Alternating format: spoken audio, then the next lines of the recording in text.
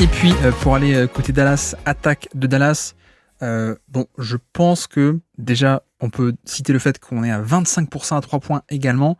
Et donc, ok, Boston a très mal shooté, mais malheureusement, Dallas aussi. Donc, ça fait peut-être aussi partie du côté regret pour ce match-là, parce que, comme dit, Boston qui shoot mal, il y a peut-être une occasion, mais si toi aussi tu shootes pas bien à 3 points, bah c'est dommage, quoi. Surtout que la différence aussi, c'est que Boston, ils ont shooté très mal à 3 points, mais ils en ont pris des tonnes, en fait. Donc, forcément, je crois que c'est la moitié quasiment, 44-45% des tirs de Boston, c'est 3 points, contre un pourcentage, une portion beaucoup plus faible pour Dallas. Donc forcément, si les deux sont au même niveau d'efficacité, mais que Boston a pris plus de ces tirs qui rapportent plus, bah ouais, ça aide aussi à gagner, à empiler plus de points, forcément. Mais il y a aussi un aspect avec Dallas où on est un peu moins surpris peut-être. Ou en tout cas, c'est un peu moins un trou d'air, on va dire, pour Dallas que ça peut être pour Boston. Le problème, c'est que ça fait quand même 2 matchs, qu'on a une non-réussite totale à 3 points, donc c'est quand même largement problématique. Mais en même temps, je dois dire que au niveau des playoffs, je m'attendais un peu plus à ce genre de sortie, peut-être pas à tous les matchs, mais un peu plus fréquemment que ce qu'on a eu au niveau de la réussite à 3 points, parce que, en effet, on n'a pas non plus des shooters d'élite à Dallas. On a des shooters qui sont moyens, en tout cas des shooters corrects, capables de prendre feu, entre guillemets, comme d'ailleurs ils l'ont fait, parfois Washington ou Derrick Jones Jr., ok, mais qui, d'un point de vue probabiliste, on préfère eux les laisser shooter pour mieux défendre les autres. Et bon, je vais pas refaire le laïus qu'on a fait au match 1, mais en effet, ne vous faites pas avoir par le côté Boston laisse scorer Doncic en 1 contre 1 et puis ferme tout le reste, et c'est comme ça qu'on arrive à stopper Dallas. Non, on a vraiment des aides. Ça dépend des match-ups. Il y a notamment les match-ups Jaylen Brown ou Tatum. Là, sur ce match 2, on a eu Tatum qui a été beaucoup ciblé par Doncic plutôt que d'aller attaquer du Al-Horford. C'était un ajustement qui a été fait, c'est que plutôt que d'aller cibler le gros Al-Horford et de prendre un pull-up qui était un peu inefficace par-dessus parce qu'on peut pas aller au panier parce qu'il y a une aide derrière. On a beaucoup ciblé Tatum, et ce qu'a fait Boston au début, c'est justement de ne pas apporter d'aide. Donc le match-up Jaylen Brown et le match-up Tatum, a priori, on n'apporte pas trop d'aide parce que c'est un match-up qui est correct, on va dire, sur le papier. Par contre, c'est vrai que dès qu'on a un switch, dès qu'on a un petit donc Sam Hauser ou Peyton Pritchard, dès qu'on a Porzingis ou alors Ford, oui, on quadrille le terrain, on met des aides derrière, on met des stunts un peu autour et on protège. Mais donc, ce match-là, plutôt que de chercher le switch à Horford et de voir que non, on peut pas aller au panier parce que Boston, vu que c'est un switch, ils aident derrière, qu'est-ce qu'on fait ? Doncic a beaucoup plus ciblé Tatum en début de match, et on a vu un peu ce côté, je peux aller sur mes spots un peu à volonté, quoi. Un peu ce qu'on avait décortiqué en preview notamment, et ce qu'on avait dit en preview, c'est cet aspect de premier rideau défensif et le fait que Boston n'a pas forcément un mec hyper costaud capable de repousser à lui seul Doncic sur ce côté physique. Et en effet, on a eu d'abord des schémas où Dallas allait chercher Tatum un peu pour le titiller, un peu pour le fatiguer, un peu pour tester les fautes, et puis aussi parce que Doncic arrivait à aller sur ses spots grâce à ça. Après, on a eu ajustement, évidemment, côté Boston, petit à petit, on a fait venir de plus en plus d'aide pour justement stopper. Et donc, pardon, fin de la parenthèse, mais pourquoi est-ce que je dis ça ? C'est que, oui, Boston aide largement sur Doncic et sur Irving. Faut pas penser qu'on laisse en 1 contre 1 et qu'on se dit, on va couper le playmaking comme ça. Non, pas du tout. Donc j'ai dit que je ne referais pas le laïus, mais je l'ai refait. Mais pareil, notamment Irving, je sais qu'il y a une très très bonne action défensive de Jaylen Brown qui a tourné en défense d'isolation sur Irving. Bon, regardez la possession, en l'occurrence, il y a notamment Sam Hauser qui est dans le gap, qui est en pré-rotation et qui bouge totalement la main droite de Irving, ce qui fait que c'est pas un 1 contre 1 totalement normal, et c'est pas autant d'espace qu'on voudrait pour aller soit à droite, soit à gauche, soit au pull-up, etc. quoi. Donc bref, il y a des aides, et donc pour retomber sur l'aspect du 3 points, c'est vrai que le pari est gagnant. Le pari est largement gagnant côté Boston, parce que on vient aider, on laisse ouvert des shooters à 3 points, et pour l'instant, on est très simplement sur un shot-making qui est absent, et c'est ce qui fait totalement le jeu de Boston, en fait.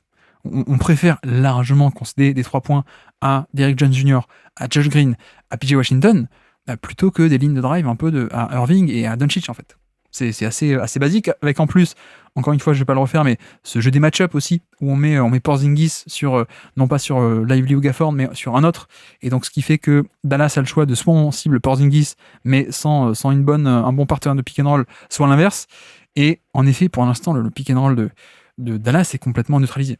Grâce à ça, grâce à ce jeu de match-up, pas mal de fois, on a vu que Doncic subissait des 2 contre 1 sur pick and roll. Pourquoi ? Parce que parce que le partenaire de pick and roll, le poseur d'écran, qui permet d'impliquer Porzingis, c'est Jones Jr. Sauf que Jones, il n'a pas le pick and pop, en tout cas pas trop sur cette série, il les prend pas, il n'a pas non plus le pick and roll. On a vu aussi au match 1 que quand il allait au panier, non seulement il n'a pas les centimètres pour la verticalité de lob, et en plus, même quand il attrape la balle et qu'on lui donne la balle sous le panier, il n'a pas non plus les centimètres pour faire du catch and finish un peu classique, comme un vrai grand pourrait le faire, et Porzingis peut un peu faire jouer sa longueur. Donc voilà, pour l'instant, le pick and roll est totalement neutralisé côté Dallas, donc il y a cet aspect-là, et surtout les 3 points qui n'aident pas du tout. Je trouve que là où c'est dommage, c'est que Dallas fait un peu battre sur tout ce qui est justement un peu transition, là où Boston arrive à créer pas mal de bonnes situations et de points faciles, Dallas, ce serait un peu à eux à faire ça. Et pour l'instant, ils n'y arrivent pas. Encore beaucoup de déchets sur de la transition. C'est un peu dommage. Et puis, il y a aussi au-delà de ce truc des 3 points, qui finalement, je pense qu'il va y avoir un match à Dallas où ça va rentrer d'un coup. On va avoir un match de 3 ou 4 avec 45% à 3 points, et puis ils vont gagner de plus 15, quoi. Mais, mais est-ce que sur la totalité de la série, ils vont arriver à rééquilibrer et à mettre assez de 3 points ? C'est un peu la question. C'est la question qu'on avait tous les playoffs, qui pour l'instant ça a été répondu favorablement par Dallas contre OKC, contre les Wolves. Là, pour l'instant, ça rentre pas.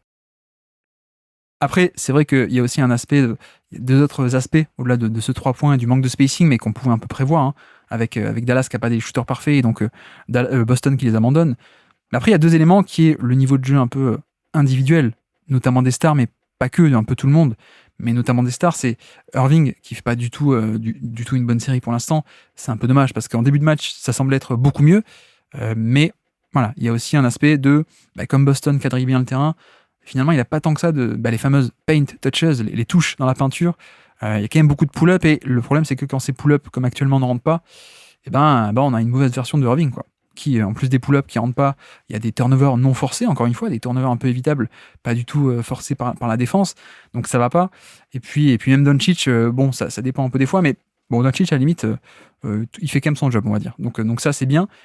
Donc il y a le niveau de jeu des joueurs que je trouve pas génial, pour le coup. De l'autre côté, il y a aussi un manque de créativité tactique, je trouve, dans le sens où on en a déjà parlé, mais il y a quand même quelques ajustements possibles.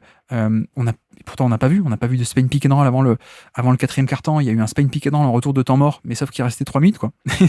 Et même face au switch, je pense que ça vaudrait le coup de dérouler ce genre d'action, même face à des switches, parce que il peut y avoir quand même de la confusion, des erreurs par-ci par-là.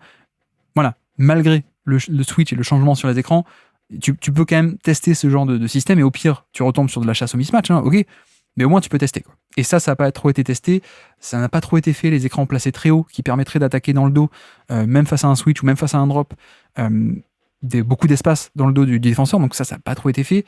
Voilà, je trouve que pour le coup, je suis pas hyper fan du coaching de Kidd, là pour l'instant.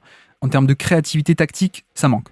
Pour l'instant, on est sur un plan de jeu très simple, et presque un peu trop simple, de juste on donne le ballon à Irving ou Doncic et on va cibler un tel ou un tel, et puis voilà, quoi. Mais sauf que c'est peut-être un peu mal fait. On va pas détailler tel ou tel système ici en audio et sans la vidéo, mais ça manque un peu plus de complexité, ça manque un peu plus de variété, je trouve, et de mettre tel joueur à tel endroit, de pour cette raison, etc.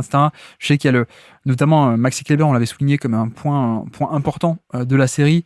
Là, il est rentré. Le problème, c'est que pareil, on le met dans le corner et on fait driver Irving vers ce corner, comme ça, quand il y a une aide, il y a une passe facile, mais sauf que il manque totalement le 3 points. Et puis derrière, pareil, on fait un pick and pop sur un empty side l'action d'après, comme ça, en gros, on libère un pick and pop contre Porzingis, et puis personne peut venir aider parce que c'est un empty side, donc il n'y a personne autour, sauf que pareil, il ne met pas le 3 points, quoi.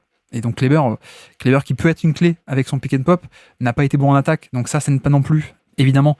Donc voilà, il y a pas mal de petits trucs comme ça, un peu dommage. Je trouve aussi que on n'a peut-être pas assez eu de ce que j'appelle c'est pas moi, mais ce qu'on appelle le bully ball de la part de Washington, PJ Washington, sur qui on met certains match-up parfois du genre Peyton Pritchard ou des mecs comme ça, ou Derrick White aussi, pour des raisons de switch. On met Derrick White sur Washington, comme ça quand il y a un switch, ça permet d'avoir un tel ou tel joueur sur le ballon. Bref, mais sauf que Dallas peut faire un contre-move en disant si tu mets Derrick White, Washington il va pas poser l'écran, il va t'attaquer frontalement, quoi. Et ça, je trouve qu'on a peut-être pas assez eu. Voilà. Je trouve que globalement, à la fois la tactique et le niveau des joueurs aussi est pas top. Donc c'est un peu dommage. Manque de spacing, manque de star power, de force de frappe offensive de Dallas, et puis du coup manque de tout en fait. 3 points, tactique et star power. c'est un peu les trois éléments d'une attaque et notamment de celle de Dallas. Et donc quand ça bloque, il reste pas grand-chose, quoi. Et donc on est de nouveau sur une performance à, j'ai pas le score final en tête, mais ils sont encore une fois en dessous des 100 points, je crois, et autour des 90 points si je ne dis pas de bêtises non plus. Bref, j'avais un peu commencé ma preview en disant de toute façon Doncic et Dallas vont scorer, donc la clé ce sera de l'autre côté du terrain.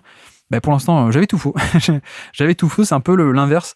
C'est-à-dire que Dallas s'en sort plutôt pas mal défensivement, mais par contre, l'attaque est assez cata, quoi.